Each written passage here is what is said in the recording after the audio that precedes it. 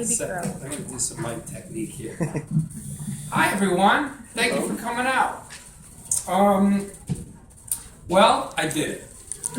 I wrote a bunch of stuff very slowly and piled it up on my desk, and then by accident it was sent to Dave Eggers, the writer, and he called me and said, I read your stuff, and I want to make a book out of it.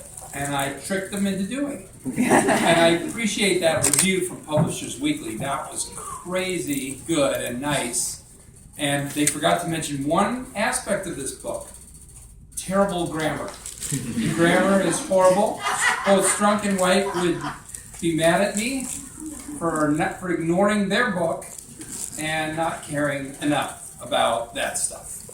Also, there are swear words in here. So those two young men, hello. Stay engrossed in your honey papa. Honey papa. What's that? They'll use them in the proper context. If they read this. Hi, my son came and saw me last night do stand-up, and he's 15 now, but still, I do tend to use foul language when I perform. I don't know what it is.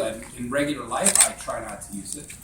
I only use it in traffic. God intended it to be used. And I've read some of these pieces, and I found, this language in here, and I'm like, really? You really needed to use that? I can't believe I used it so. I use it so carelessly as a performer. I feel like it's like a tool. I know it can evoke easy laughs, but it's fun, and it is something I like about harsh language in performance. It makes me happy. I remember when my dad swore the first time, it made me smile and laugh. Still, I think, watch out. He's got kind of a kid-like cover, but don't leave it around for the kids. It's for them. He's an actor and a writer and a producer and stuff. Book and going, oh, this was funny. The guy from Breaking Bad wrote a book. Yay. Hey, he's making fun of people and important things. Hey, he's using foul language. Who does this actor think he is? And I would understand if that's how someone felt. But the thing is, most of my career has been doing this. I've paid for my house with this, not with Saul Goodman. And I love playing Saul Goodman. I can't believe I get to do it. But as an actor, you just become whatever the thing is that's written. That's your job.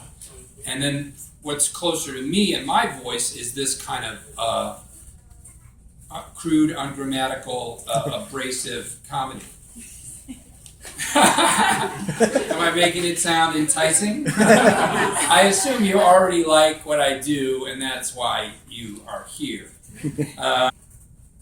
Clumsy, oafish, unjustifiably abrasive humor collection. Martin Luther King Jr.'s worst speech ever.